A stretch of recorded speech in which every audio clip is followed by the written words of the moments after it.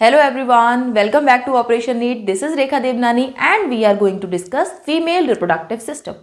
First lecture बेटा human reproduction का हमने पढ़ा था मेल रिप्रोडक्टिव सिस्टम में अलॉन्ग विद स्पर्मेटोजेनेसिस. आज हम लोग पढ़ने जा रहे हैं फीमेल रिप्रोडक्टिव सिस्टम, जो कि एक बड़ा ही इंपॉर्टेंट टॉपिक है बेटा आपके नीड के पॉइंट ऑफ व्यू से और आपके लाइफ के प्रोस्पेक्टिव से. इसको पढ़ने के बाद में कई सारे मिसकंसेप्शन आपके ऐसे क्लियर हो जाएंगे कि अरे मैम ऐसा भी होता था क्या. तो आ जाइए फटाफट से फीमेल रिप्रोडक्टिव सिस्टम में एंड बड़े ही ध्यान से हम लोग एक एक चीज़ देखेंगे कि किस तरीके से एक फीमेल का रिप्रोडक्टिव सिस्टम डिफरेंट है as compare to the male. ठीक है, तो स्टार्ट करते हैं हम लोग फीमेल रिप्रोडक्टिव सिस्टम से. बेटा एक बात मेल रिप्रोडक्टिव सिस्टम हो या फीमेल रिप्रोडक्टिव सिस्टम हो, दोनों में कॉमन है कि दोनों के दोनों पेल्विक रीजन में लोकेटेड है. हमने देखा था male reproductive system is located in pelvic region, female reproductive system is located in pelvic region. इसके अंदर आती है बेटा एक पेयर ऑफ ओवरीज, जैसे वहां पर टेस्टिस आती थी, along with a pair of oviducts, एक सिंगल यूटेरस होगा, सर्विक्स, वेजाइना, और इसके अंदर आएंगे एक्सटर्नल जेनिटेलियास. मेल्स के केस में एक्सटर्नल जेनिटेलियास काफ़ी डिफरेंट थे एंड फीमेल्स के केस में एक्सटर्नल जेनिटेलियास काफ़ी डिफरेंट होने वाले हैं बेटा, जिनके नाम आपको बहुत अच्छे से याद करने हैं. तो इस तरीके का कुछ फीमेल रिप्रोडक्टिव सिस्टम हम लोग पढ़ेंगे. एनसीईआरटी में हमारा डायग्राम दिया हुआ है कुछ इस तरीके का बेटा, ये वाला डायग्राम. ठीक है, तो इसमें एनसीईआरटी बताना क्या चाह रही है वो हम लोग डिटेल में वन बाय वन देखते जाएंगे. अगर हम लोग मेल्स के रिप्रोडक्टिव सिस्टम की बात करें तो वहां हम लोग ये बात पढ़कर आए कि वो बनाते थे गैमीट्स. गैमीट्स क्या थे? स्पर्म्स. तो हम लोग स्पर्मेटोजेनेसिस को बड़े ध्यान से पढ़कर आ गए बेटा. लेकिन फीमेल्स के केस में गैमेट्स तो बनेंगे ही, और बाकी रिप्रोडक्शन की जो भी प्रोसेसेस थी, insemination, site of insemination female की रिप्रोडक्टिव ट्रैक्ट है बेटा, फर्टिलाइजेशन की साइट फीमेल की रिप्रोडक्टिव ट्रैक्ट है बेटा, और हम लोग देखें इम्प्लांटेशन भी वहीं होगा. जेस्टेशन पीरियड जो बेबी की ग्रोथ है 9 महीने के लिए बेबी मम्मी की बॉडी के अंदर यानी कि फीमेल की बॉडी के अंदर ही डेवलप होगा, एम्ब्रियोनिक डेवलपमेंट वहीं होगा. पार्चुरेशन यानी कि चाइल्ड बर्थ भी फीमेल की बॉडी से होगा. एंड इवन आफ्टर पार्चुरेशन, जन्म के बाद भी बच्चे की केयर के लिए, बच्चे को जो न्यूट्रिशन देना है उसके लिए भी फीमेल की बॉडी में ही मैमरी ग्लैंड्स लोकेटेड है, जहां पर मिल्क प्रोड्यूस होता है, मदर लैक्टेट करती है और बच्चे को फीड करती है बेटा. तो सबसे पहले तो हेड्स ऑफ कर दीजिए all the females, all the mothers on this earth या इन द वर्ल्ड. हम लोग कह सकते हैं कि इतनी सारी प्रोसेसेस फीमेल की बॉडी में हो रही हैं बेटा. हम लोग मानते हैं कि एक फादर का रोल भी होता है, नो डाउट बहुत ही अप्रिशिएबल रोल होता है, फादर्स भी बहुत ज़्यादा हमारे लिए स्ट्रगल करते हैं. बट अगर बायोलॉजिकली देखा जाए तो नेचर में ही ऐसा डिज़ाइन है कि हमेशा फीमेल के पास ही मेल गैमीट आते हैं बेटा. हमेशा ओवा हम लोग देखते हैं स्टेशनरी होता है और हमेशा इसके पास में स्पर्म आ रहा होता है. मेल्स का केस में हमेशा स्पर्म्स को या फिर मेल गैमेट्स को रिलीज किया जाता है, जबकि फीमेल की बॉडी में पूरा डेवलपमेंट होता है. और देख रहे हैं कि even after the birth mammals के केस में तो मैमरी ग्लैंड्स प्रेजेंट हैं, जहां पर लैक्टेशन होगा, लैक्टेट करेगी मदर और बच्चे को थोड़े टाइम के लिए फीड करेगी जब तक कि वो खाने के लायक नहीं हो जाता. इन सब के अलावा मेल्स के केस में जो गैमेटोजेनेसिस हुई थी वो भी इनके पास होगी, क्योंकि इनके भी तो गैमेट बनेंगे. तो gametogenesis, insemination, fertilisation, implantation, gestation, parturition and even lactation, सारी प्रोसेसेस फीमेल की बॉडी में होंगी. तो कायदे की बात है फीमेल की बॉडी में हम लोग स्ट्रक्चर्स भी ज़्यादा पढ़ेंगे as compare to the males. और यहाँ पर थोड़े से जो स्ट्रक्चर्स हैं आपको काफ़ी डिफरेंट दिखाई देंगे as compare to the male, और मेल से कई सारी चीज़ें ज़्यादा भी होंगी. उन्हें समझना बहुत आसान हो जाएगा अगर आप बड़े ध्यान से सुनेंगे. तो चैप्टर में इंटरेस्ट, टॉपिक में इंटरेस्ट लेते हैं आप लोग, इंटरेस्ट के साथ में आप उसकी साइंस के पीछे भी इंटरेस्ट लेंगे तो ये चैप्टर बेटा चुटकियों का हो जाएगा आपका. तो आ जाइए, सबसे पहले हम लोग बात करें फीमेल रिप्रोडक्टिव सिस्टम में प्राइमरी सेक्स ऑर्गन्स की. तो these are ovaries and these are pair. Pair हैं बेटा, पेयर्ड हैं ये ओवरीज, जिनमें जो क्या है हमारी प्राइमरी सेक्स ऑर्गन. और प्राइमरी सेक्स ऑर्गन का फंक्शन क्या होता है? प्राइमरी सेक्स ऑर्गन का फंक्शन ही होता है कि वो गैमीट बनाता है और हार्मोन बनाता है. और क्या बनाता है? हार्मोन. गैमीट इनका बेटा ओवा बनेगा, हार्मोन स्टीरॉयड हार्मोन बनते हैं. और बेसिकली 2 स्टीरॉयड हार्मोन का मैं आपको नाम बताऊं, ईस्ट्रोजन एंड प्रोजेस्टेरॉन, जो कि हम लोग इससे पहले वाले चैप्टर में भी देख के आए थे, प्रोजेस्टेरॉन। समझ रहे?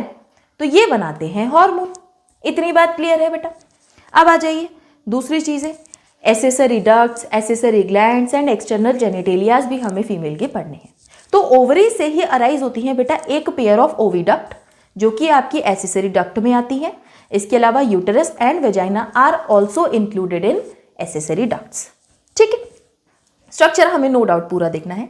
ग्लैंड्स में आएंगी बेटा एक pair of vestibular glands and mammary glands. External genitalia में कई सारी चीजें, जैसे हमने मेल्स के केस में पेनिस पढ़ा, यहाँ पर mons pubis, labia majora, labia minora, hymen, clitoris कहाँ कैसे लोकेटेड है, बड़ी डिटेल में हम लोग इसको देखने भी वाले हैं। सबसे पहले ओवरीज पर आ जाइए। ओवरीज लोकेटेड है बेटा आपकी लोकेटेड है लोअर एब्डोमेन में, और पेल्विक वॉल से इसे अगर अटैच किया जाए तो लिगामेंट्स के थ्रू अटैच्ड है। ठीक है, located on each side of lower abdomen, almond shape की हैं, जैसे बादाम होता है वैसी आपकी ओवरीज दिखाई देती हैं, बिल्कुल बादाम के जैसी, और 2 से 4 सेंटीमीटर साइज में होती है, बादाम से थोड़ी सी बड़ी। ठीक है, और पेल्विक वॉल से कैसे कनेक्टेड है? Through the ligaments. Correct, these are the ligaments. ये जो आपको स्पेस दिखाई दे रहा है, दीज आर द लिगामेंट्स, आपकी पेल्विक वॉल से और यूटेरस से कनेक्टेड है। ठीक है, प्राइमरी सेक्स ऑर्गन है तो गैमेट्स भी बनाएंगे एंड ओवेरियन हार्मोन यानी कि ईस्ट्रोजन एंड प्रोजेस्टेरॉन भी बनाएंगे।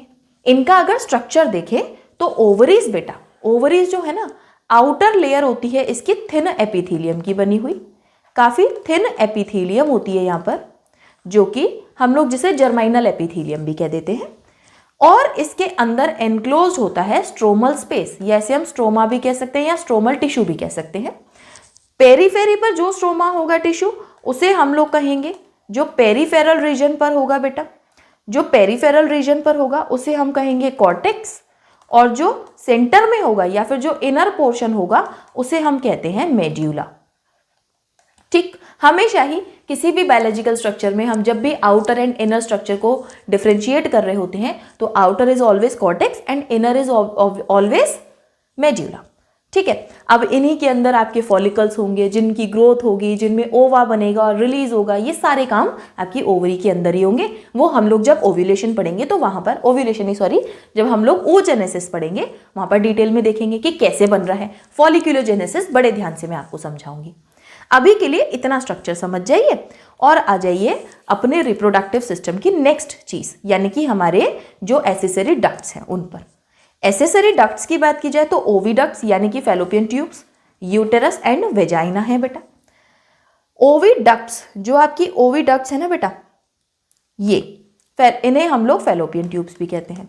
ओविडक्ट्स 12 से 14 सेंटीमीटर की इनकी लेंथ होती है। ओवरी से हमेशा जब हर महीने एक ओवा रिलीज होता है बेटा, तो इसको कैप्चर करके ये ओविडक्ट यूटेरस के पास भेजती है। ओविडक्ट का वो पार्ट, ध्यान से सुनिएगा, ओविडक्ट का वो पार्ट जो आपकी ओवरी के पास में है उसे हम कहते हैं इनफंडिबुलम, और क्योंकि ये ओवरी के पास में है तो यही ओवा को कैप्चर करेगा। तो ओवा को कैप्चर करने के लिए इसके पास में प्रेजेंट है फिंगर लाइक प्रोजेक्शन। ठीक है, फिंगर लाइक प्रोजेक्शन जिन्हें हम लोग कहते हैं फिम्ब्री, ये ओवा को कैच कर लेते हैं, इनफंडिबुलम से होता हुआ ये पहुंच जाता है दूसरे रीजन में जिसका नाम है एम्पुला। ये थोड़ा सा बल्ज्ड पार्ट है बेटा, थोड़ा सा ये वाइडर पोर्शन है, आपको यहां भी दिख रहा होगा, थोड़ा सा वाइडर पोर्शन है ये। यहीं पर होता है फर्टिलाइजेशन, इधर तक स्पर्म ट्रेवल करके आएगा, यहीं पर होगा fertilisation. It is the site of fertilisation, it is the site of fertilisation बेटा। ये आप ना सारे पॉइंट्स में आपको आगे भी मेंशन है, सारे पॉइंट्स आप एक डायग्राम में जब लिख लेंगे ना तो अमेजिंग डायग्राम, अमेजिंग आपकी एनसीईआरटी हाईलाइट हो जाएगी बेटा। एंड इसके बाद में जो रीजन आता है उसका नाम है isthmus, and this isthmus is little narrower portion, and ये डायरेक्ट कनेक्ट करता है आपकी फैलोपियन ट्यूब को यूटेरस से। ठीक है, तो ओवरी से ओवा आएगा, इनफंडिबुलम कैप्चर करेगा through the fimbriae, and ampulla में पहुंचेगा इस्थमस से होता हुआ यूटेरस में। ठीक है, फर्टिलाइजेशन अगर फर्टिलाइजेशन होगा तो एम्पुला रीजन में होगा, अदरवाइज फिर ये डिजेनरेट हो जाता है। कैसे होता है वो तो हमें सबको पढ़ना ही है। Infundibulum is a funnel shaped closer to the ovary. Points देख लीजिएगा, एक बार लिख लीजिएगा इनको, एनसीईआरटी की बातें हैं। इसके पास में फिंगर लाइक प्रोजेक्शन है जिन्हें हम लोग फिम्ब्री कहते हैं, और ये ओवा का कलेक्शन करते हैं after the ovulation. Ampulla is a wider part, site of fertilisation है। ठीक, इनफंडिबुलम ओविडक्ट का लास्ट पार्ट है, नैरो ल्यूमेन है और यूटेरस से ज्वाइन करता है। ठीक है, ये हो गई आपकी एसेसरी ओविडक्ट की बात। अब आ जाता है ये uterus. This is your ovary, this is your fallopian tube. इसके बाद में ये वाला जो पोर्शन है it is your uterus. Uterus जिसे हम लोग वोम्ब भी कहते हैं बेटा, या फिर बच्चेदानी हिंदी में कहा जाता है, जहाँ पर बच्चा डेवलप हो रहा है अपने पूरे 9 महीने के पीरियड में, इट इज यूटेरस।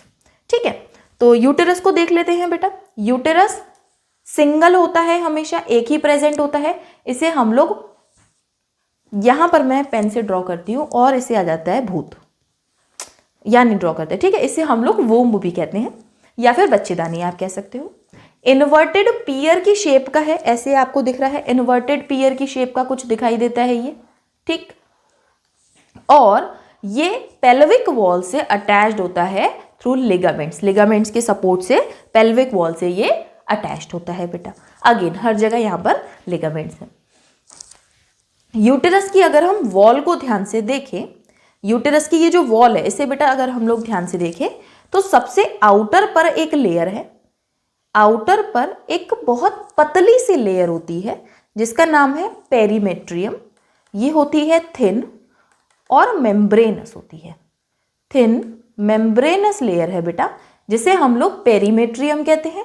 इसके जस्ट बाद स्मूथ मसल्स की काफ़ी थिक लेयर प्रेजेंट है जिसे हम लोग मायोमेट्रियम कहते हैं बेटा। क्या कहते हैं? मायोमेट्रियम। स्मूथ मसल्स की है, ये स्मूथ मसल्स की बनी है और ये थिक लेयर है, और स्मूथ मसल्स की बनी है, थिक लेयर है, यही at the time of delivery strong contraction करवाती है। तो इसका काम क्या है? Strong contraction during parturition. ठीक है, पार्चुरेशन जब होगा तो स्ट्रॉन्ग कॉन्ट्रैक्शन इसी के अंदर होंगे। इसके सबसे अंदर आती है लेयर एंडोमेट्रियम, जो कि आपकी यूटेराइन कैविटी को पूरा एनक्लोज कर रही है। और एंडोमेट्रियम की सबसे खास बात, ये बेचारी सबसे ज्यादा स्ट्रगल कर रही है फीमेल्स के केस में। 12th क्लास में हैं आप लोग, 11th क्लास में हैं, या फिर आप लोग नीट की तैयारी कर रहे हैं, ये बात सभी बात जानते हैं कि लड़कियों को at the time of puberty periods आना स्टार्ट हो जाते हैं। उस टाइम पर बेटा ये एंडोमेट्रियम ही झेल रही होती है। लड़कियों को पीरियड्स आ रहे हैं, उसका रीजन क्या है? ये जो एंडोमेट्रियम है ना, ये है टेम्परेरी, ये हमेशा परमानेंट नहीं है। जैसे मायोमेट्रियम और एपीमेट्रियम हमेशा परमानेंट रहती है ना, ये बेचारी परमानेंट नहीं है।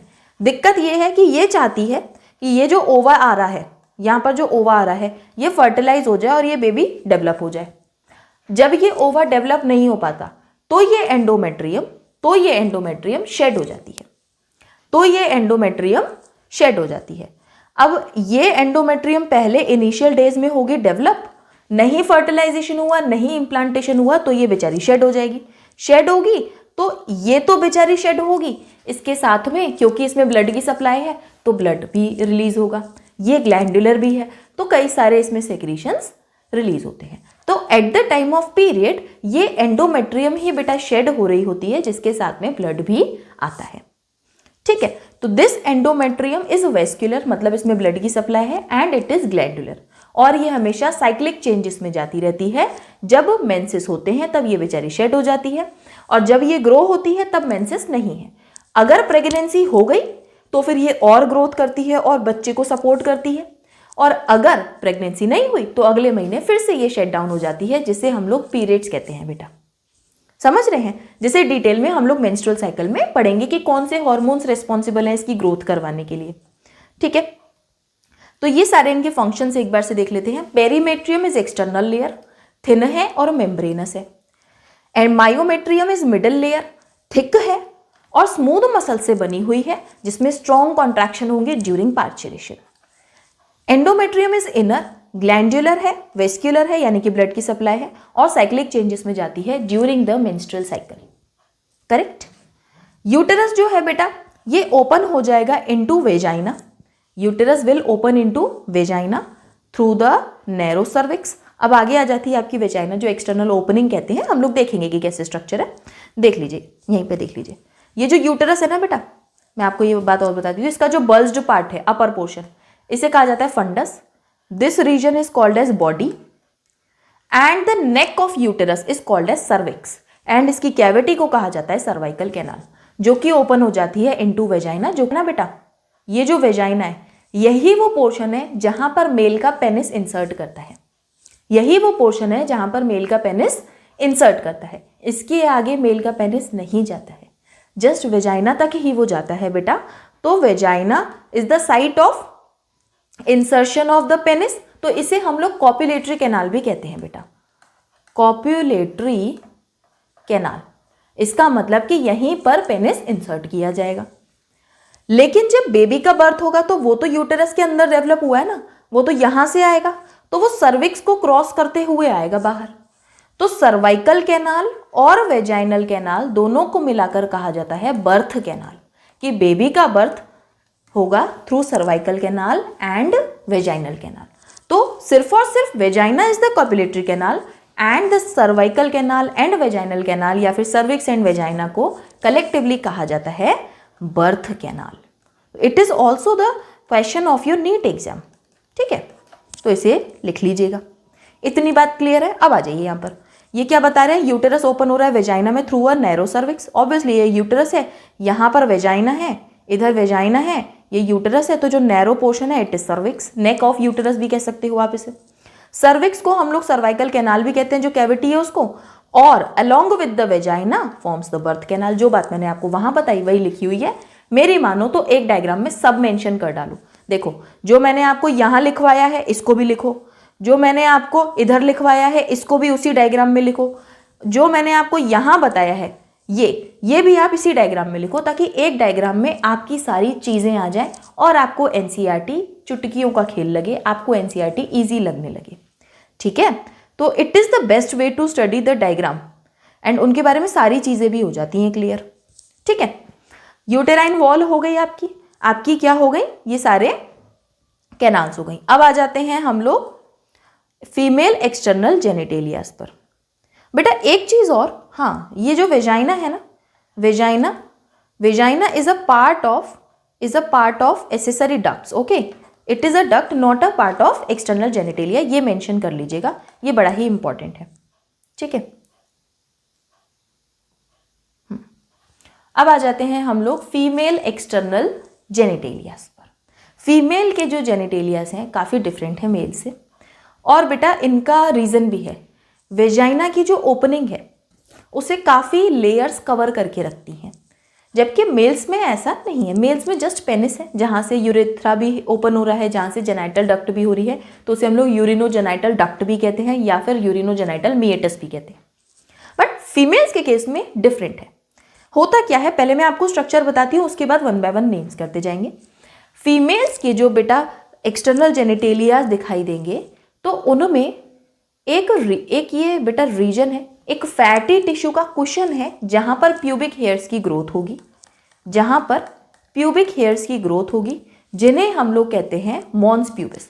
एक कुशन है फैटी टिश्यू का जो कि कवर्ड है bye skin and pubic hairs, जिसे हम लोग क्या कहते हैं बेटा, मॉन्स प्यूबिस, ठीक है। इसमें मिक्स मत करिएगा, ये चीज़ें बड़ी इंपॉर्टेंट है, इसीलिए मैं बड़े ध्यान से आपको ड्रॉ करके भी समझा रही हूँ ताकि आपको दिक्कत ना आए। इसके बाद एक रीजन है बेटा, इसके बाद एक ये रीजन है, ये पूरा रीजन, इसे हम लोग वेस्टिब्यूल कहते हैं, ठीक है। इसे हम लोग वेस्टिब्यूल कहते हैं, जहाँ पर दो ओपनिंग आपको दिखाई देंगी, one is urethra, one is this, इसे हम कहते हैं यूरेथ्रा या यूरेथ्रल मिएटस भी कह सकते हो बेटा, एंड दिस इज वेजाइना या वेजाइनल ओरिफिस भी कह सकते हो। दिस इज वेजाइना या वेजाइनल ओरिफिस, ठीक, एंड यूरेथ्रल मिएटस लिख लेते हैं, ठीक है। इतना समझ में आया। तो ये पूरा रीजन जो व्हाइट कलर का ड्रॉ किया है, इस पूरे रीजन को हम कहेंगे वेस्टिब्यूल, जिसमें एक ओपनिंग होगी आपकी यूरेथ्रा और दूसरी ओपनिंग होगी वेजाइनल ओरिफिस। और एनस की बात करें तो वो तो डॉर्सल में मेल्स में भी है, फीमेल्स में भी है, जबकि मेल्स में यूरिन एंड जेनाइटल या जो गैमिट्स थे एक ही जगह से पास हो रहे थे। यहाँ पर आपके यूरेथ्रल मीएटस अलग है, जबकि आपकी रिप्रोडक्टिव जो ट्रैक्ट है वो अलग ओपन हो रही है वेजाइना से। तो फीमेल्स के केस में अगर हम देखे जाएं तो 3 ओपनिंग्स है, जबकि मेल्स के केस में सिर्फ 2 ओपनिंग थी। ठीक है, एक ये चीज हो गई। अब अगर हम लोग इसके बाद में और देखें इसको, तो ये जो बेटा आपका वेस्टिब्यूल है ना, या हम लोग कहें वेजाइनल ओरिफिस को कवर करने के लिए लेयर्स प्रेजेंट है। एक लेयर ऑफ स्किन प्रेजेंट है, यहाँ पर एक स्किन का फोल्ड प्रेजेंट है। ठीक है, एंड इसके ऊपर एक और स्किन का फोल्ड प्रेजेंट है। ठीक है, मॉन्स प्यूबिस से होता हुआ जो बाहर वाला स्किन का फोल्ड है, इसे हम लिप लाइक स्ट्रक्चर होते हैं बेटा, इन्हें हम लोग कहते हैं लेबिया मेजोरा। Labia majora. ठीक है, एंड इसी के अंदर एक और लेयर है, एक और लेयर है, इन्हें हम लोग कहते हैं लेबिया माइनोरा। ठीक है, labia majora and labia minora आपके वेजाइनल ओरिफिस को ऐसे कवर करके रखती है। ठीक है, प्रोटेक्ट करके ऐसे कवर करके रखती है। और जो लेबिया माइनोरा है ना, स्पेशली जो लेबिया माइनोरा है, इसके अपर जंक्शन पर यहां पर एक स्ट्रक्चर, एक tiny finger like structure present है, जिसे हम लोग क्लिटोरिस कहते हैं। क्या कहते हैं बेटा इसे हम लोग? क्लिटोरिस। और ये क्लिटोरिस मेल पेनिस जैसा है बेटा। ये क्लिटोरिस मेल पेनिस जैसा है। जैसे कि मेल्स के पेनिस में इरेक्शन होता है, क्लिटोरिस में भी इरेक्शन होता है, बट ये काफी छोटा स्ट्रक्चर है। ठीक है, तो टाइनी फिंगर लाइक स्ट्रक्चर है जो कि आपके जंक्शन ऑफ लेबिया माइनोरा पर प्रेजेंट है। जंक्शन ऑफ लेबिया माइनोरा, इसके नीचे वेजाइनल ओरिफिस है ना, तो हम ऐसे कह सकते हैं upper to the urethral meatus. Okay, upper to the urethral meatus, upper to ये आपका यूरेथ्रल मीएटस है, इसके जस्ट अपर पर क्लिटोरिस प्रेजेंट है, टाइनी फिंगर लाइक स्ट्रक्चर जो कि माइनोरा के जंक्शन पर प्रेजेंट है। ठीक, इसमें भी इरेक्शन होता है, इसमें भी ये भी इरेक्टाइल है। ठीक है, अब इतना हो गया बेटा, इतनी बातें आपको क्लियर है। तो एक बार से देख लीजिए, mons pubis is a cushion of fatty tissue covered by skin and pubic hairs. Labia majora, fleshy folds of tissue extend down from mons pubis and surround vaginal opening. Labia minora pair fold of tissue है जो कि labia majora के अंदर है। Clitoris is a tiny finger like structure जो कि upper junction of labia minora पे above the urethral opening present है। इतना आपको समझ में आ गया बेटा। अब एक चीज और, हाइमन। हाइमन बेटा बड़ा ही इंपॉर्टेंट टॉपिक है। मैं ये कह सकती हूँ कि हमारी जो सोसाइटी है ना, हाइमन को लेके बड़ी पॉजिटिव है। ये यहाँ पर हम ड्रॉ कर लेते हैं। This is your vaginal orifice. ठीक है, this is your vaginal orifice, जो कि बेटा एक मेम्ब्रेन से पार्शियली कवर होता है। जरूरी नहीं कि पूरी तरह से कवर हो, पार्शियली कवर्ड होता है थ्रू हाइमन। ठीक है, एक मेम्ब्रेन होती है, ये जो वेजाइनल ओरिफिस है इसके ऊपर एक मेम्ब्रेन होती है, पार्शियली कवर करती है आपकी वेजाइनल ओपनिंग को। अब क्योंकि वेजाइना के अंदर ही होगा insertion of penis during the sexual practices, तो जब भी पेनिस का इंसर्शन होगा इनटू द वेजाइना, ये हाइमन टॉर्न हो जाएगा। अब क्योंकि ये बेटा टॉर्न होगा तो यहां से कुछ ब्लीडिंग भी होगी। ठीक है, तो हाइमन फर्स्ट सेक्सुअल इंटरकोर्स के टाइम पर टॉर्न हो जाता है।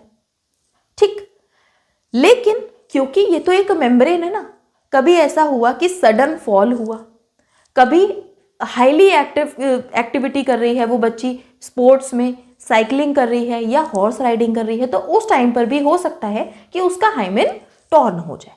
ठीक है, तो अगर ये जो आपका हाइमेन है फर्स्ट क्वाइटस के टाइम पर तो टॉर्न हो ही जाता है, लेकिन ये कई बार सडन फॉल से, आपके active participation in cycling, horse riding से, या फिर इंसर्शन ऑफ वेजाइनल टैम्पॉन से भी टॉर्न हो सकता है या फट सकता है या ब्रोक हो सकता है। ठीक है, तो अब ये मान लिया सोसाइटी ने, सोसाइटी की बात क्या है, सोसाइटी का पता है क्या है फंडा, आधी बात समझी और बस अपना कॉन्सेप्ट देना स्टार्ट कर दिए। सोसाइटी ये मानती है कि फर्स्ट क्वाइटस के टाइम पर ये जो हाइमन है, सेक्सुअल इंटरकोर्स भी इसे कह सकते हैं, ये जो हाइमन है ये ब्रेक होगा और ब्लीडिंग होगी।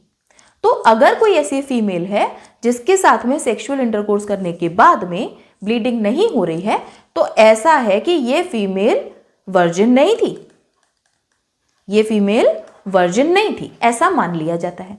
बट बेटा कुछ फीमेल्स में इवन आफ्टर क्वाइटस ये हाइमन फटती नहीं है, ये हाइमन कभी साइड में थोड़ी सी सरक जाती है एंड ये हाइमन तब भी टॉर्न नहीं होती है। समझ रहे हैं, तब भी टॉर्न नहीं होती है। तो क्या मैं ये कह सकती हूं कि द प्रेजेंस और absence of hymen is not a reliable indicator of virginity और सेक्सुअल एक्सपीरियंस? कह सकती हूं मैं ये बात हमारी एनसीईआरटी भी कहती है, ये बात हमारी साइंस कहती है, बट ये बात सोसाइटी नहीं समझती है। तो आप लोग पढ़े लिखे बच्चे हो, बायोलॉजी के स्टूडेंट हो, तो ये बात आपको एटलीस्ट पता होनी चाहिए कि द प्रेजेंस और absence of hymen is not a reliable indicator of virginity. ठीक है, तो इन सम वुमेन हाइमन में परसिस्ट इवन आफ्टर क्वाइटस, और सम लिखा हुआ है बेटा, ये एनसीईआरटी ने लिखा है, तो इसे थोड़ा सा गौर करिएगा।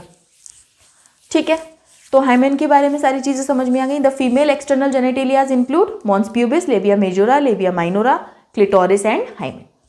ओके, इतनी बात क्लियर है बेटा। अब आ जाते हैं हम लोग इस वाले डायग्राम पर। एनसीईआरटी ने सारे डायग्राम समझाए हैं, ये वाले डायग्राम थोड़ा सा अब आपको समझ में आ जाएगा। देखो, सबसे पहले तो ये आपका वर्टिब्रल कॉलम दिया है, इसको हटा दो। ये आपका रेक्टम और एनस बनाया हुआ है, एनस की ओपनिंग है, इसे हटा दो, साइड में कर दो। ठीक है, ये आपका प्यूबिक सिम्फाइसिस वाली बोन है, इसे हटा दो।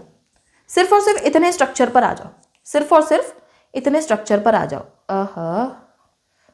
ठीक है, ठीक है। अब हम लोग कलर थोड़ा दूसरा ले लेते हैं और अलग कलर से इस स्ट्रक्चर को देख लेते हैं। पर्पल ले लेते हैं। ये देखो, ये जो है ना, ये आपका प्यारा सा, अरे पर्पल कलर तो इस पर दिख ही नहीं रहा है, वाइट दिखेगा। चलो, ये जो है ना आपका, ये प्यारा सा, ये है आपका यूरिनरी ब्लैडर। ठीक है, और यूरिनरी ब्लैडर ओपन कहाँ होगा?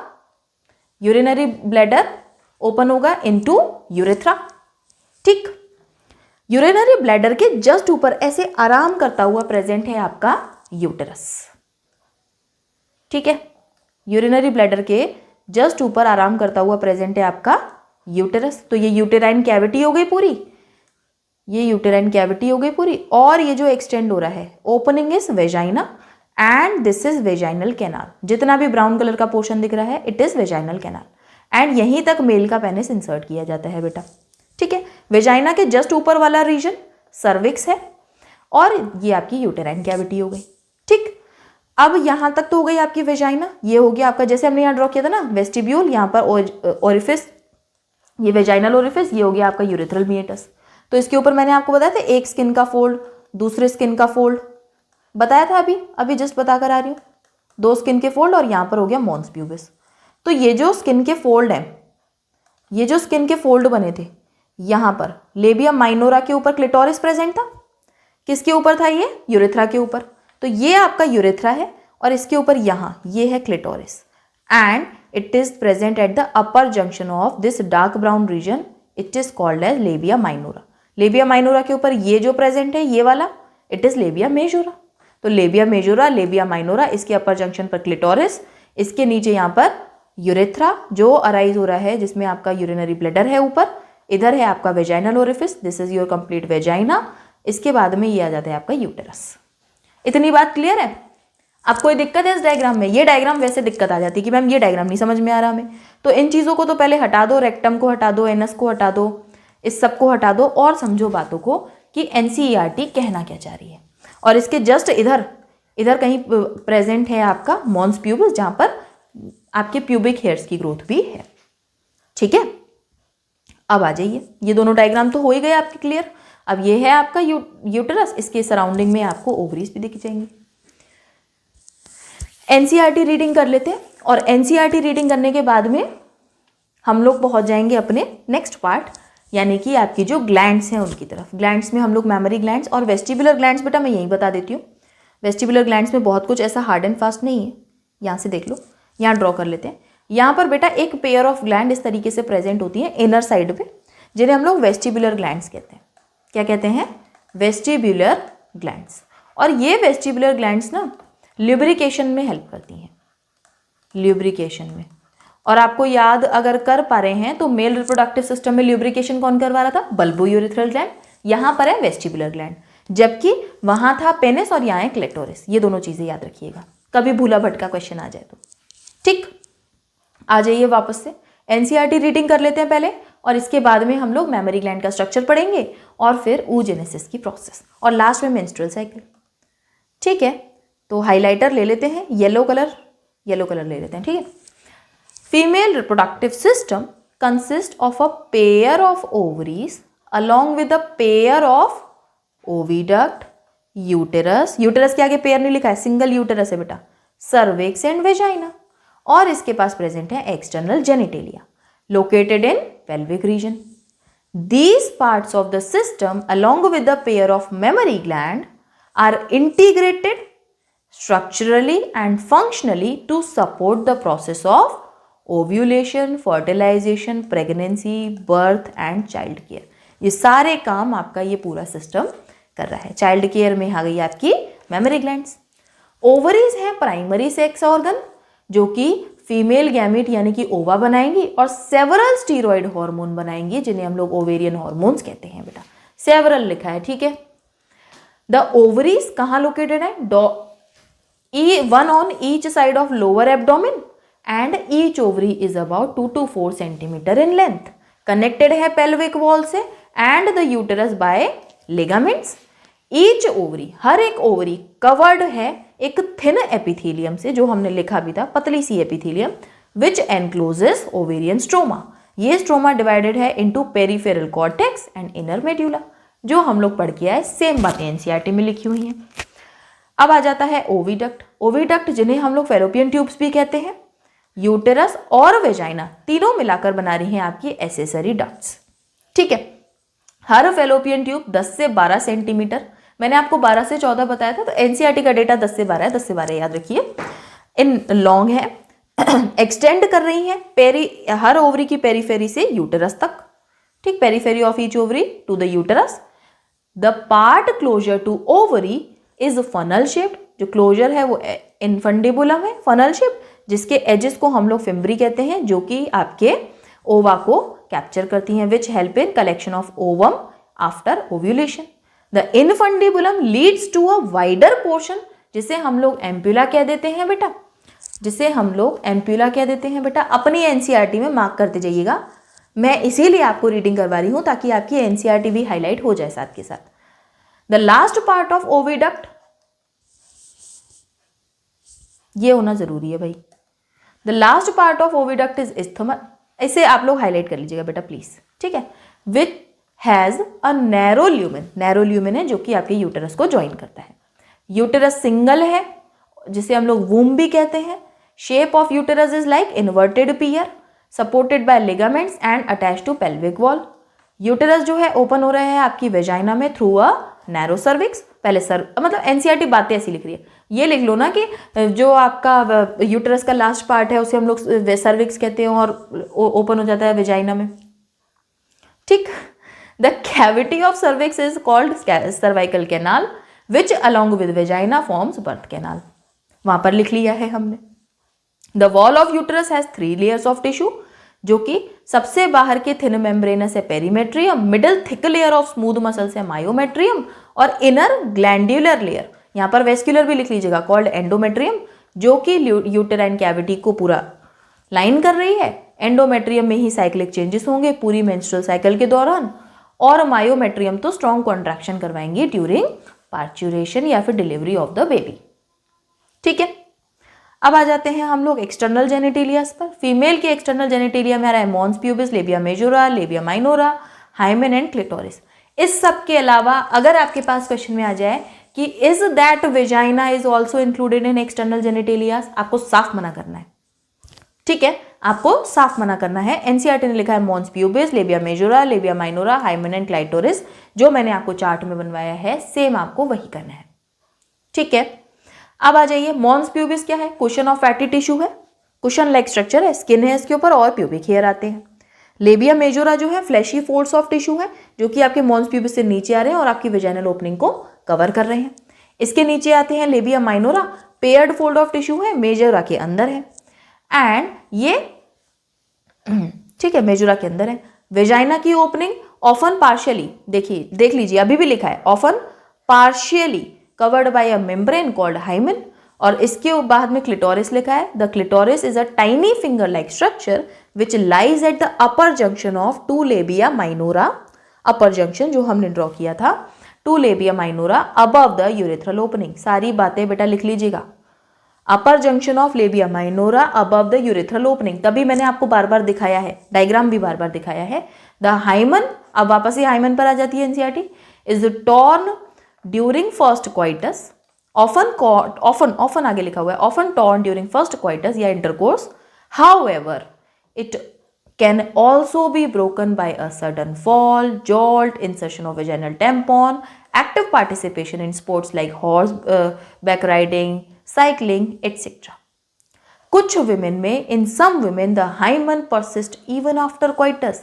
In fact, the presence or absence of hymen is not a reliable indicator of virginity or sexual experience.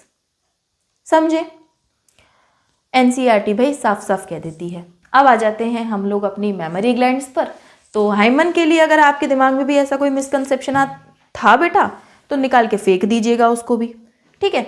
और आ जाइए मेमोरी ग्लैंड्स पर। मेमोरी ग्लैंड्स बेटा हमारे मैमल्स का, फीमेल मैमल्स का कैरेक्टरिस्टिक फीचर है फंक्शनल मेमोरी ग्लैंड्स प्रेजेंट होना। और इधर से ही आपका एक ट्रिकी क्वेश्चन बन सकता है। The presence of functional memory glands, a functional memory gland is a characteristic feature of all female mammals.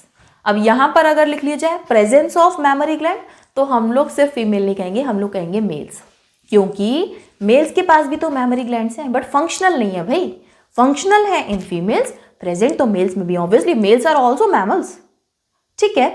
तो functional mammary gland is a characteristic feature of all female mammals, ठीक है। Paired structure है बेटा जिन्हें हम लोग breast भी कहते हैं। इसके पास में दो चीजें होंगी, एक तो ग्लैंडुलर टिश्यू होगा और वेरिएबल अमाउंट ऑफ फैट होगा। ग्लैंडुलर टिश्यू सभी में प्रेजेंट होगा लगभग बराबर ही, जिसमें मिल्क प्रोड्यूस होगा, और वेरिएबल अमाउंट ऑफ फैट होगा। किसी के मेमोरी ग्लैंड्स हो सकता है कि साइज किसी का बड़ा हो सकता है, तो वो जो आपका फैट है, फैट के अमाउंट पर डिपेंड करता है the size of memory gland of a particular female, ठीक है। तो फैट पर डिपेंड करता है। ये आपका स्ट्रक्चर एनसीईआरटी में दिया हुआ है जिसमें आपको यहाँ पर फैट दिखाया हुआ है बेटा। तो फैट इज वेरिएबल जिससे साइज डिसाइड करेंगे हम लोग, एंड कुछ है आपका ग्लैंडुलर टिश्यू। ग्लैंडुलर टिश्यू की अगर बात की जाए तो आपके एक ब्रेस्ट की अगर हम बात करें तो इसके पास में प्रेजेंट होते हैं 15 से 20 मेमोरी लोब्स। इसके पास में प्रेजेंट होंगे 15 से 20 memory lobes. In memory lobes में बेटा क्लस्टर्स ऑफ सेल्स होते हैं। क्लस्टर ऑफ सेल होता है, मान लीजिए कि ये एक आपका मेमोरी लोब है इसके अंदर बहुत सारी ऐसे सेल्स होंगी, एंड ये सेल्स ऐसे क्लस्टर में होती हैं जिन्हें हम लोग मेमोरी एल्वियोलस कहते हैं। क्या कहते हैं बेटा? Memory alveolus. इनके अंदर मिल्क बनता है और कैविटी में भर दिया जाता है, ठीक है। ये एल्वियोलस, ये जो मेमोरी एल्वियोलस है बेटा आपके, ये जो मेमोरी एल्वियोलस है ये ओपन हो जाते हैं मेमोरी ट्यूब्यूल्स में, ठीक है। और बहुत सारे एल्वियोलस से ट्यूब्यूल्स निकलेंगी जो कि बना लेंगी मेमोरी डक्ट। ये डक्ट एक वाइडर पोर्शन में ओपन होता है जिसे हम लोग एम्पुला कहते हैं बेटा, एंड ये एम्पुला ओपन हो जाता है थ्रू लेटिसिफेरस डक्ट। हर मेमोरी लोब से एक लेटिसिफेरस डक्ट आ रही होगी आपकी, और निप्पल के थ्रू ये सक्ड आउट कर लिया जाएगा मिल्क थ्रू द बेबी, ठीक है। तो एक बार से ये आप देख लीजिए, यहाँ पर मेमोरी लोब्स कितने हैं? 15 से 20। एक ब्रेस्ट की बात हो रही है, तो अगर दोनों की बात की जाएगी तो आप इसका डबल करके आंसर करेंगे। एनसीईआरटी से वही क्वेश्चन आएगा तो कैसे भी अंटिशंट क्वेश्चन आ सकते हैं। मेमोरी लोब्स कितने हैं? 15 से 20 इन ईच ब्रेस्ट। एक ब्रेस्ट की बात कर रहे हैं हम लोग। इसके पास में क्लस्टर्स ऑफ सेल्स हैं जिन्हें हम लोग मेमोरी एल्वियोलाई कहते हैं, जो कि मिल्क सेक्रीट करते हैं, जो कि इस तरीके से मिल्क सेक्रीट करते हैं और इनके ल्यूमेन में फिल हो जाता है। ये ओपन हो जाता है इनटू मेमोरी ट्यूब्यूल में, और कई सारी मेमोरी ट्यूब्यूल्स मिलाकर बना लेती हैं, एक पोर्शन में ओपन होती हैं जिसे हम लोग मेमोरी एम्पुला कहते हैं, जो कि एक वाइडर पोर्शन है बेटा। ये एम्पुला कनेक्ट हो जाता है इनटू लेटिसिफेरस डक्ट। जिससे कि मिल्क सक्ड आउट किया जाएगा। कहाँ पे? निप्पल वाले रीजन में ऑब्वियसली। ठीक है, तो अगर ये आपसे कहा जाए कि milk is sucked out through the nipple and दूसरा ऑप्शन होगा lactiferous duct, you will answer the lactiferous duct. भाई एनसीईआरटी लिखती है। ठीक है, तो ये आपका पूरा स्ट्रक्चर है। एनसीईआरटी ने एक और यहाँ पर घोटाला किया हुआ है कि मेमोरी ट्यूब्यूल मेंशन नहीं किया है, तो बच्चे इस वाले सीक्वेंस में आंसर कराते हैं कि क्वेश्चन ऐसे आएगा कि एक आपको सीक्वेंस बताइए, memory lobe, alveolus, duct, tubule, तो ट्यूब्यूल मिस कर देते हैं बच्चे, तो ट्यूब्यूल यहाँ पर मिस मत करिएगा बेटा। ठीक है, एनसीईआरटी देख लेते हैं। A functional mammary gland is characteristic feature of all female mammal. Functional लिखा है बेटा, ये बात याद रखिएगा। ठीक है, अगर ये कहा जाए कि presence of memory gland is a characteristic feature of all mammals. ठीक है, और फिर ऑप्शन के हिसाब से करिएगा। ठीक है, फंक्शनल होती हैं इन फीमेल्स। मेमोरी ग्लैंड जो है पेयर्ड स्ट्रक्चर है, जिन्हें हम लोग ब्रेस्ट भी कहते हैं, that contain glandular tissue and variable amount of fat, and this variable amount of fat decides the size of breast. The glandular tissue of each breast is divided into 15 to 20 memory lobe, जो कि clusters of cell contain कर रहा है, जिन्हें हम लोग alveoli कहते हैं। ये एल्वियोलाई सिक्रीट करते हैं मिल्क, जो कि स्टोर हो जाता है कैविटीज ऑफ एल्वियोलाई में, और ये ओपन हो जाते हैं इनटू ट्यूब्यूल्स। ट्यूब्यूल्स ज्वाइन करके फॉर्म कर लेती हैं मेमोरी डक्ट। डक्ट जो है several mammary ducts join to form a wider mammary ampulla which is connected to lenticephalic duct through which milk is sucked out। तो हर एम्प्यूला हर आपके memory lobe से एक लेटिसिफेरस डक्ट आ रही होगी। तो बेटा सीक्वेंस आपको याद रखना पड़ेगा। It is very important to remember the sequence. तो इसे लिख लीजिएगा, और अगर आप कोई ट्रिक बना पाओ तो बना लेना बेटा। मुझे तो लगता है कि ये चीजें आपको ऐसे याद होनी चाहिए। ठीक है, एक ट्रिक है, मुझे एक बच्चे ने बताई थी, आप ही के जैसे एक बच्चे ने बताई थी, थोड़ी सी फनी है बट आप बना सकते हैं। ऐसा बताया था उसने कि लात पर दाद, दाद मतलब वो जो होता है ना, रिंग वर्म को कहते हैं, निप्पल जैसा। ठीक है, it is just a trick बेटा। तो उसने इस तरीके से बनाया था, L stands for memory lobe, A stands for alveolus, T stands for tubule। पर हटा दो, दांत से आ गया आपका mammary duct, mammary ampulla and lactiferous duct. Last में लेटिसिफेरस वाला आएगा एंड निप्पल जैसा, जो कि आपका निप्पल आ जाता है। ठीक है, इट्स जस्ट अ ट्रिक जो कि मुझे बच्चे ने बताया कि सीक्वेंस याद नहीं होता तो मैम मैं ऐसे कर लेती हूँ बेसिकली। तो आप भी ऐसे याद कर सकते हो। अगर आपको डायरेक्टली याद रहता है तो इससे अच्छी कोई बात नहीं है बेटा। ठीक है, तो मेमोरी ग्लैंड्स हो गई। अब हम लोग देख लेते हैं कि भैया फीमेल्स में स्ट्रक्चर्स कंप्लीट हो गए बेटा। अब हम आएंगे अपने गैमेटोजेनेसिस यानी कि oogenesis पर, कि फीमेल्स में ओवा कैसे बनते हैं। मेल्स के केस में तो प्यूबर्टी में स्पर्मेटोजेनेसिस स्टार्ट हुई, मियोसिस हुई और स्पर्म बना दिया हमने फटाफट से। फीमेल्स के केस में oogenesis कैसे होती है बेटा? देखो फीमेल्स ना यहाँ पर भी आगे निकल रही हैं, यहाँ पर भी फीमेल्स आगे निकल गई हैं मेल से। कैसे? मेल्स क्या करते थे, प्यूबर्टी आई है अब स्टार्ट करेंगे हम। होता भी है ना बॉयज का कि अरे सुबह एग्जाम है, सुबह निकालेंगे यूनिफॉर्म, है ना। फीमेल्स को होता है एक रात पहले अपनी यूनिफॉर्म को प्रेस करके अपना रबर बैंड, अपना रिबन जो भी स्कूल का होता है सब निकाल कर रखती हैं, और उसे वो करती हैं, है ना, तैयारी पहले से ही करके रखती हैं। जबकि लड़कों का होता है अरे सब हो जाएगा, एट द सेम टाइम सारी तैयारी होगी। फीमेल्स की या लड़कियों की तैयारियां पहले से होकर चलती हैं। तो oogenesis का प्रोसेस भी फीमेल्स बेटा बड़ी जल्दी करके रखती हैं, बड़ी जल्दी तैयार हो जाती हैं। करती क्या है फीमेल्स का होता क्या है, oogenesis का जो प्रोसेस है। अब आप सोच रहे होंगे मैम प्यूबर्टी नहीं तो बचपन में स्टार्ट हो जाता होगा। बेटा बचपन तो छोड़ो, अपने बर्थ से पहले फीमेल्स में oogenesis स्टार्ट हो जाती है। अपने बर्थ से पहले ही कि भाई अभी मैं अंदर हूँ, अभी मैं क्या करूँ, ला oogenesis कर लेती हूँ। उनकी बॉडी में oogenesis पहले ही स्टार्ट हो जाती है। तो oogenesis जो है, हम लोग यहाँ पर इधर मैं नहीं ड्रॉ कर पाऊंगी, पता नहीं क्या है। हाँ, जो oogenesis है बेटा स्टार्ट्स बिफोर बर्थ। भाई देखो तो बिफोर बर्थ।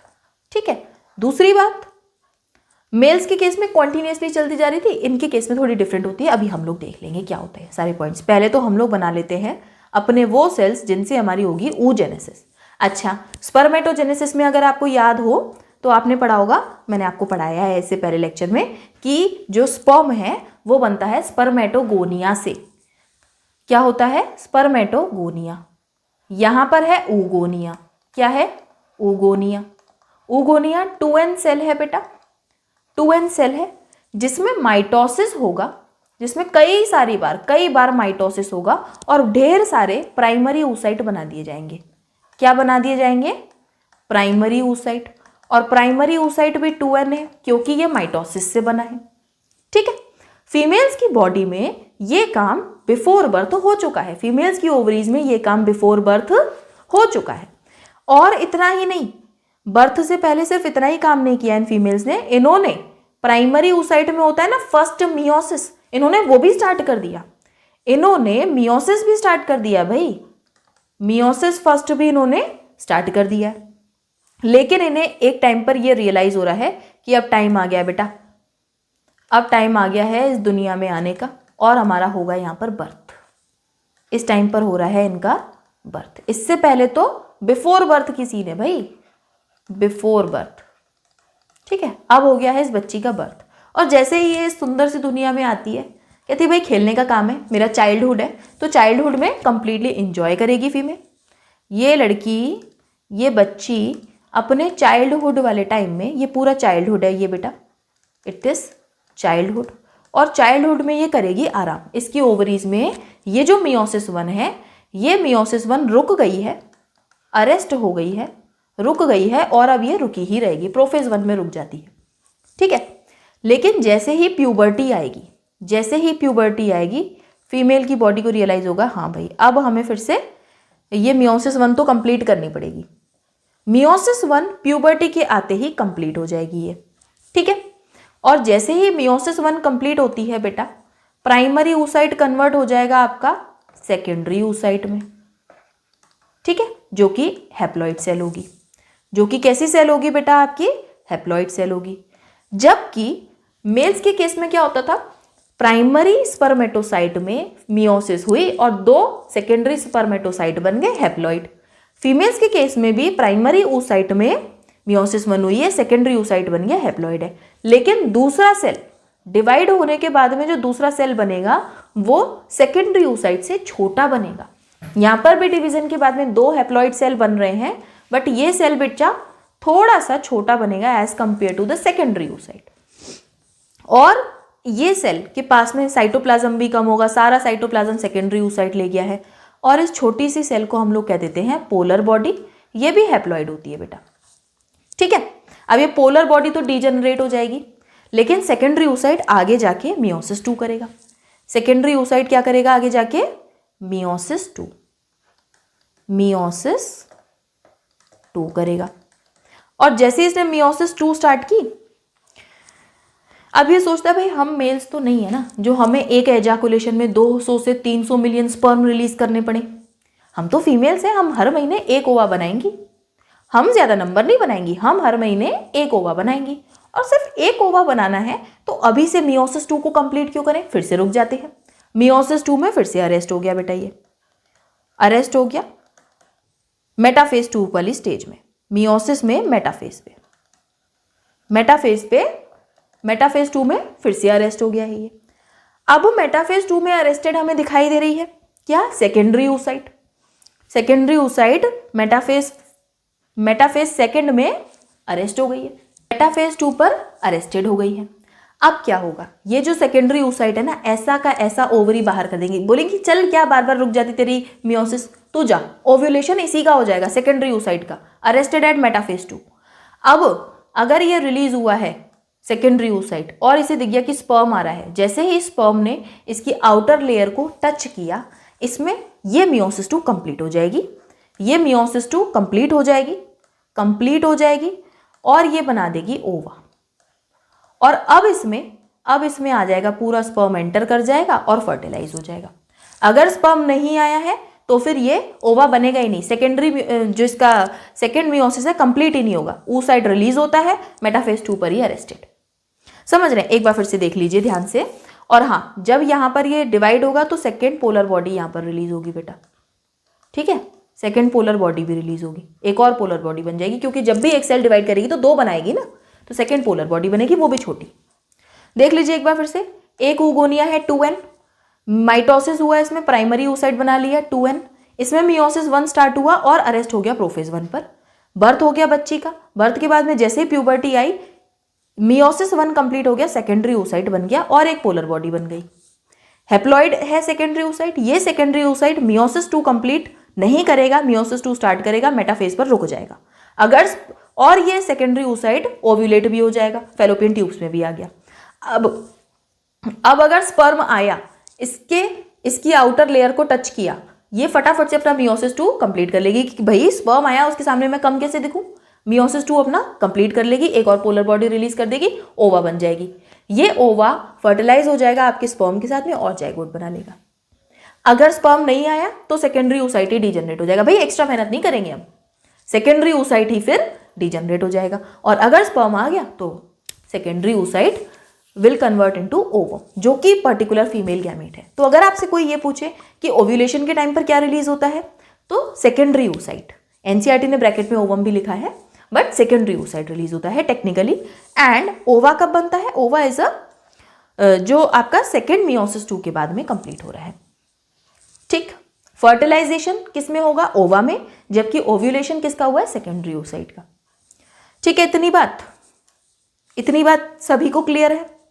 तो बेटा इसमें मैं ये कह सकती हूँ कि ये प्रोसेस पूरी डिसकॉन्टिन्यूस चली है, बार बार रुकी है, डिसकॉन्टिन्यूस, ठीक है, डिसकॉन्टिन्यूस चली है और अनइक्वल डिवीजन हुआ है। भाई इसमें पोलर बॉडी बना रहे हैं ये दो तो इन्होंने बनाए नहीं, इन्होंने एक oogonia से एक ही ओवा बनाया है, जबकि मेल्स एक स्पर्मेटोगोनिया से 4 स्पर्म बना रहे हैं। पोलर बॉडी और सेकेंड जो oocyte बना है, इसमें डिफरेंस क्या है? जब प्राइमरी oocyte का डिवीजन हुआ ना बेटा, जब कंप्लीट हुआ, तो पोलर बॉडी दो ही सेल्स बनी, 2 हैप्लॉइड सेल्स बनी बेटा, 2 हैप्लॉइड सेल्स बन रही थी, लेकिन एक सेल ने सारा साइटोप्लाज्म ले लिया और दूसरा सेल बेचारा छोटा रह गया, तो छोटा सेल बना और ये डिजेनरेट हो गया, इसका नाम रखा पोलर बॉडी, और जो सेल सारा साइटोप्लाज्म लेकर आ गया उसका नाम है सेकेंडरी oocyte। सेम आगे होगा, जब मियोसिस 2 कंप्लीट होगा तो एक और पोलर बॉडी रिलीज होगी छोटी सी, और जो बड़ी सेल होगी उसे हम लोग ओवा कहेंगे, ठीक है बेटा। इतनी बातें क्लियर है?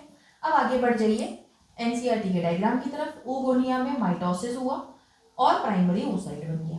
फर्स्ट मियोसिस होगा जो कि अभी रुका हुआ है बर्थ के टाइम पर, चाइल्डहुड निकल गया, प्यूबर्टी के टाइम पर डिवीजन हुआ, फर्स्ट पोलर बॉडी रिलीज हो गई, सेकेंडरी oocyte बन गया। ये सेकेंडरी oocyte में ये कह रहे हैं कि मियोसिस 2 हुआ, ओवा बन गया, सेकेंड पोलर बॉडी बन गई, बट ये आफ्टर होता है, after the entry of sperm. But अगर आपसे ये बात कोई कह दे कि after the fertilisation, no, after the entry of sperm ova बना है, फर्टिलाइजेशन तो ओवम में ही होगा बेटा, ठीक है। इतनी बातें क्लियर है? आई होप कि आपको इतनी बातें क्लियर है।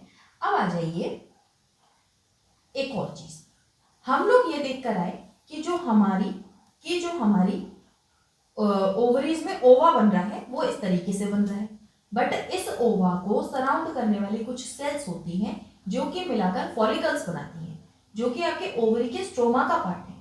तो पहले फॉलिकल्स में कुछ चेंजेस होंगे, तब अंदर आपका oocyte डेवलप हो रहा होगा, एंड एट द एंड आपका ओवा रिलीज कर दिया जाएगा और बचा हुआ जो फॉलिकल है वो रप्चर होकर अलग स्ट्रक्चर बना देगा। तो फॉलिक्यूलोजेनेसिस भी आपको पढ़नी है, एनसीईआरटी में वही दोनों चीजें मिलाकर दी है। तो हमारा oogenesis हो गया, अब हम फॉलिक्यूलोजेनेसिस पढ़ लेते हैं और एनसीईआरटी को कंपाइल करके, कंपराइज करके एक बार से रीडिंग कर लेंगे। तो देख लीजिए बेटा, फॉलिक्यूलोजेनेसिस। फॉलिक्यूलोजेनेसिस में ये डायग्राम बेटा मैं आपके लिए बनाकर लाई हूँ, ये डायग्राम बड़े ध्यान से देखिएगा। होता क्या है, जो आपका प्राइमरी oocyte है कुछ सेल्स से सराउंडेड होता है, जिसे हम लोग ग्रेन्युलोसा सेल्स कहते हैं, और इस कंप्लीट स्ट्रक्चर को हम लोग कहते हैं primary follicle. Primary oocyte surrounded by granulosa cells, primary oocyte। ये प्राइमरी oocyte बर्थ के टाइम पर फीमेल की ओवरी में ऑलरेडी प्रेजेंट थी। अब ये प्राइमरी oocyte में ये जो प्राइमरी फॉलिकल है, ये कई सारे प्राइमरी फॉलिकल डिजेनरेट हो जाएंगे और at the time of puberty 60 से 80 हजार ही प्राइमरी फॉलिकल बचेंगे। और देखो बेटा, फीमेल की बॉडी में पहले डिवीजन होके आया है, तो अब नए oogonia भी नहीं आने वाले, तो इसका मतलब नंबर ऑफ ओवा लिमिटेड बनेंगे, एंड यही रीजन है कि मेनोपॉज हो जाता है फीमेल्स में। समझ रहे हैं? तो सिर्फ और सिर्फ 60 to 80,000 प्राइमरी फॉलिकल ही बचते हैं at the time of puberty. Birth से लेके इसके बीच में डीजनरेट हो गए, 1 से 1.5 लाख होते हैं जो कि आधे डीजनरेट हो जाते हैं और 60 to 80,000 बचते हैं। प्राइमरी oocyte कन्वर्ट होंगे into secondary, primary follicle will convert into secondary follicle. होगा क्या, इसके अंदर तो प्राइमरी oocyte ही रहेगा, ग्रेन्युलोसा सेल्स मल्टीलेयर हो जाएंगी और इसके ऊपर एक और लेयर आ जाएगी जिसका नाम है थीका, और इसके फटाफट से तुरंत से ये कन्वर्ट हो जाएगा इनटू टर्शियरी फॉलिकल। कैसे, जब ये टर्शियरी फॉलिकल बनेगा इसके अंदर होगा secondary oocyte, secondary oocyte divide करके आया है एंड जो ग्रेन्युलोसा सेल्स हैं मल्टीलेयर्ड होंगी, एक फ्लूइड फिल्ड कैविटी को कैरी कर रही होंगी जिसे हम लोग एंट्रम कहते हैं, और थीका की लेयर मल्टीलेयर हो जाएगी, एक्सटर्ना और इंटरना में डिविजिबल होगी। ये टर्शियरी फॉलिकल कन्वर्ट हो जाएगा बेटा ग्राफियन फॉलिकल में। कैसे, ये जो आपका एंट्रम है ये भी प्रेजेंट होगी, ये सारी लेयर्स प्रेजेंट होंगी, सेकेंडरी oocyte पे एक और लेयर आ जाएगी जोना पेलिसिडा। ठीक है, अब इसमें क्या होगा, ये जो ग्राफियन फॉलिकल है at the time of ovulation, जब ओवा रिलीज कराना होगा तो ग्राफियन फॉलिकल सेकेंडरी oocyte को कहेगा जा तू ओवा, मैं तुझे एक होप के साथ में भेज रहा हूं कि तेरा फर्टिलाइजेशन हो जाना चाहिए, तुझे स्पर्म मिल जाना चाहिए। तो ओवा कहेगा भाई मैं तो निकल के चला जाऊंगा, सेकेंडरी oocyte कहेगा, सेकेंडरी oocyte कहेगा मैं तो निकल के चला जाऊंगा, आपका क्या होगा, ये कहेगा कोई बात नहीं मैं भले रप्चर हो जाऊं, मैं भले रप्चर हो जाऊं, ग्राफियन फॉलिकल कहेगा मैं भले रप्चर हो जाऊं लेकिन मैं एक हार्मोन ऐसा सेक्रेट करता रहूंगा कि अगर तू फर्टिलाइज हो गया तो तुझे वॉल प्रिपेयर्ड मिलेगी इम्प्लांटेशन के लिए। समझ रहे, ये ग्राफियन फॉलिकल सेकेंडरी oocyte को ओव्यूलेट करा देगा, रिलीज करवा देगा, और रप्चर्ड ग्राफियन फॉलिकल कन्वर्ट हो जाएगा कॉर्पस ल्यूटियम में जो कि कॉन्टिन्यूअसली प्रोजेस्टेरॉन बनाता रहेगा, और ये प्रोजेस्टेरॉन एंडोमेट्रियम को मजबूत बनाता रहेगा कि भाई ओवा आने वाला है, भाई ओवा आने वाला है, यहाँ पर एंडोमेट्रियम मजबूत बनाने कि अगर इम्प्लांटेशन करना हुआ, अगर स्पर्म मिला होगा तो यहाँ पर बेबी का डेवलपमेंट होगा। ठीक है, सेकेंडरी oocyte जो रिलीज हुआ इसके पास में जोना पेलिसिडा की तो लेयर है ही, और इसको कुछ सेल्स सराउंड कर रही होती हैं जिनका नाम है कोरोना रेडिएटा। ठीक है बेटा, इतनी बात समझ में आई। अब अगर ये सेकेंडरी oocyte फर्टिलाइज हो गया तो वेल एंड गुड, ये कॉर्पस ल्यूटियम और अमाउंट में प्रोजेस्टेरॉन बनाता रहेगा। बट अगर इन केस ये फर्टिलाइज नहीं हुआ, कॉर्पस ल्यूटियम बेचारा डीजेनरेट हो जाएगा और कन्वर्ट हो जाएगा इनटू कॉर्पस एल्बिकेंस। अब ये और प्रोजेस्टेरॉन नहीं बनाएगा, भाई मेरा ओवा फर्टिलाइज हुआ मैं क्यों बनाऊं प्रोजेस्टेरॉन, आप वापस से शेड कर दो, जो भी हमारी एंडोमेट्रियम है उसे शेड कर दो और मेंसेस स्टार्ट हो जाएंगे लड़की के, जिन्हें हम लोग पीरियड्स कहते हैं। ठीक है, अब मेंस्ट्रुअल साइकिल भी आपकी बेटा इन्हीं हार्मोन से रेगुलेट होगी, जो कि हम लोग इसके बाद में भी पढ़ने वाले हैं। अभी आपको इतनी बात समझ में आई कि नहीं ये मुझे कमेंट्स में बता दीजिएगा। oogenesis एनसीईआरटी में जो दी हुई है और फॉलिक्यूलोजेनेसिस आप जब आप मिक्स करके पढ़ेंगे तो आपको पता चलेगा ओहो एनसीईआरटी ये कहना चाह रही है। आ जाइए फटाफट से आप भी अपना हाइलाइटर उठा लीजिए, मैंने भी ले लिया है, और हम लोग स्टार्ट करते हैं। The process of formation of mature female gamete is called oogenesis, is called oogenesis। ठीक, which is markedly different from spermatogenesis। oogenesis initiate हो गई ड्यूरिंग एम्ब्रियोनिक डेवलपमेंट स्टेज, जब couple of million gamete mother cell oogonia present थे हर foetal ovary में। नए no more oogonia are formed and added after birth, birth के बाद में नहीं हुई। These cells start division and enter into prophase 1 of meiotic division and get temporarily arrested at that stage, जिन्हें हम लोग प्राइमरी oocyte कहते हैं। Each primary oocyte that get surrounded by a layer of granulosa cells, जिसे हम लोग primary follicle कहेंगे, फॉलिक्यूलोजेनेसिस में हम लोग पढ़ कर आए। अब ये जो आपके प्राइमरी फॉलिकल है, अब ये जो बेटा प्राइमरी फॉलिकल है लार्ज नंबर इनका डीजेनरेट हो जाएगा बर्थ से लेके प्यूबर्टी तक, और प्यूबर्टी के टाइम पे 60 to 80,000 प्राइमरी फॉलिकल ही बचेंगे बेटा। अब ये जो प्राइमरी फॉलिकल है ईच ओवरी की बात हो रही है, ठीक है, ये प्राइमरी फॉलिकल और लेयर्स से सराउंड हो जाएंगे ग्रेन्युलोसा सेल्स की, और एक न्यू थीका भी बना लेंगे जिसे हम लोग सेकेंडरी फॉलिकल कहते हैं। समझ पा रहे हैं? अब इसके पास में एक थीका लेयर भी आ गई जिसे हम लोग सेकेंडरी फॉलिकल कह देते हैं। जो आपकी एनसीईआरटी लिखकर बता रही ना वो मैंने आपको ड्रॉ करके दे दिया, आप ड्रॉ कर लेंगे, एनसीईआरटी की बातें ऐसे समझ में आ जाएंगी कि भाई क्या ही लिखा था। तो वापस आ जाइए, secondary follicle soon transform into tertiary follicle which is characterised by a fluid filled cavity called antrum. The theca layer is organised into inner theca interna and outer theca externa.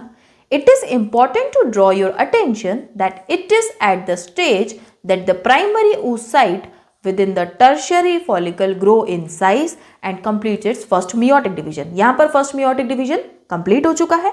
अब रिजल्टिंग इन अनइक्वल डिवीजन, जिसमें कि एक आपका secondary oocyte बनेगा और छोटी सी first polar body बनेगी. अब ये जो सेकेंडरी oocyte है retain bulk of nutrient rich cytoplasm. Obviously secondary oocyte cytoplasm को लेकर बैठा है ना, तभी तो वो बेचारी कुपोषण का शिकार छोटी सी आपकी पोलर बॉडी बन जाती है. ठीक है. The primary oocyte, can you think the advantage, आप मुझे बताएंगे. Does the first polar body born out the first meiotic division, ये भी आप मुझे बताएंगे. डिजनरेट हो जाती है, क्या होता है. कमेंट सेक्शन में बताना है, मैं सब कुछ बता चुकी हूँ, आपको बताना है. अब at present we are not very certain about this. The tertiary follicle gets further changes into mature follicle या फिर ग्राफियन फॉलिकल. अब सेकेंडरी oocyte, इसके पास में एक और जोना पेल्यूसिडा की मेम्ब्रेन आ जाएगी और ग्राफियन फॉलिकल अब रप्चर हो जाएगा, सेकेंडरी oocyte को रिलीज कर देगा. ये रिलीज किया जिसे हम लोग ओव्यूलेशन कहते हैं. और अब सेकेंडरी oocyte जो आपका ग्राफियन फॉलिकल है ये कॉर्पस ल्यूटियम में कन्वर्ट हो जाएगा, जो कि प्रोजेस्टेरॉन बनाता रहेगा. ठीक है. ये डायग्राम दिया हुआ है. और क्या आप बता सकते हैं, कि स्पर्मेटोजेनेसिस एंड oogenesis में डिफरेंसेस क्या थे. हाँ भाई, स्पर्मेटोजेनेसिस स्टार्ट हुई प्यूबर्टी पर, oogenesis before birth, embryonic development के टाइम. स्पर्मेटोजेनेसिस कॉन्टिन्यूअस प्रोसेस है, oogenesis डिसकॉन्टिन्यूअस है. स्पर्मेटोजेनेसिस इक्वल डिवीजन हो रहे थे, oogenesis में अनइक्वल डिवीजन हो रहे थे. स्पर्मेटोजेनेसिस से एक स्पर्मेटोगोनिया से 4 स्पर्म बने, यहां पर एक oogonia से एक ही ओवा बना. ठीक है. ये वाले सारे कुछ डिफरेंसेस हैं. और एक बार ये चार्ट देख लीजिए, ये देख लीजिए. स्पर्मेटोगोनिया है, यहाँ पर oogonia है, यहाँ पर प्राइमरी स्पर्मेटोसाइट बने, यहाँ पर प्राइमरी oocyte बने. ये फीटल लाइफ चल रही है, यहाँ तो भाई प्यूबर्टी से स्टार्ट हुआ है. सेकेंडरी स्पर्मेटोसाइट बन गए, यहाँ पर सेकेंडरी oocyte बन गए, यहाँ पर स्पर्मेटिड बन गए, यहाँ पर ओवम बन गए. ये फाइनली स्पर्मेटोजोआ बन जाते हैं. ओवम में ही बेचारे में फर्टिलाइजेशन हो जाता है. तो काफ़ी सारे डिफरेंसेस हैं बेटा. लेकिन ऑब्वियसली जो हमारा गैमेट बनता है, हैप्लॉइड सेल बनता है, तो हैप्लॉइड ही दोनों के गैमेट बनते हैं. ये इनका कंपैरिजन हो गया बेटा. अब बेटा हम एक काम करते हैं कि मेंस्ट्रुअल साइकिल हम लोग नेक्स्ट लेक्चर में पढ़ते हैं. उसका एक एडवांटेज ये है कि जब मेंस्ट्रुअल साइकिल वहाँ पढ़ोगे ना, तो उसके बाद में हम लोग फर्टिलाइजेशन, इम्प्लांटेशन, पार्चुरेशन जब पढ़ रहे होंगे, वहाँ थोड़ा आप रिलेट कर पाएंगे. अभी के लिए मुझे लगता है कि इतनी बात आपको क्लियर है. oogenesis, फॉलिक्यूलोजेनेसिस दोनों को जिस तरीके से मैंने बताया है उसी तरीके से ड्रॉ कर लीजिए, बहुत हेल्पफुल हो जाएगा बेटा. एनसीईआरटी की सारी बातें समझ में आ जाएंगी. और एक बात, इस सब के नोट्स बनाकर एनसीईआरटी के डायग्राम को, एक डायग्राम को अच्छे से समझ जाओ और कंप्लीट कर लो. इसके बाद में नेक्स्ट लेक्चर में हम लोग बचा कुचा जो भी हमारा इवेंट है, मेंस्ट्रुअल साइकिल पहले पढ़ेंगे सबसे पहले. उसके बाद में हम लोग पढ़ेंगे आपका फर्टिलाइजेशन, इम्प्लांटेशन, पार्चुरेशन, लैक्टेशन, सब कुछ. अच्छा, एक चीज़ और यहाँ बच गई है बेटा, हार्मोनल कंट्रोल देख लो. जैसा हम वहाँ देख रहे हैं, हाइपोथैलेमस से GnRH रिलीज होता है, एंटीरियर पिट्यूटरी पर जाता है, जिससे गोनाडोट्रोपिन रिलीज होंगे, LH and FSH follicular cells से फॉलिकुलोजेनेसिस करवाएगा. LH ओव्यूलेशन के टाइम पर रिलीज होता है, बिल्कुल ओवा का रिलीज करवाता है. और FSH बेटा एक इनिबिन भी सेक्रेट करता है, जो कि आपके एंटीरियर पिट्यूटरी को नेगेटिव फीडबैक दे रहा होता है कि अब रुक जाओ, LH FSH बहुत है. एक ये आपका और है, और इसे डिटेल में हम लोग मेंस्ट्रुअल साइकिल में भी पढ़ लेंगे. तो आज के लेक्चर के लिए इतना ही. एनसीईआरटी को डिटेल में पढ़कर आइएगा, ऐसे नहीं कि मैम ने पढ़ा दिया तो हो गया. हाईलाइट करिए, बड़े ध्यान से पढ़िए, एक पॉइंट को अच्छे से पढ़ते जाइए. इस चैप्टर का कुछ नहीं रहना चाहिए. जितना ध्यान से आप आते हो कि ह्यूमन रिप्रोडक्शन पढ़ना है, उतनी ध्यान से आपको साइंस भी आनी चाहिए कि ह्यूमन रिप्रोडक्शन के पीछे साइंस क्या है बेटा. ठीक है. तो आज के लेक्चर के लिए इतना ही. मिलते हैं नेक्स्ट लेक्चर में. Thank you and have a nice day.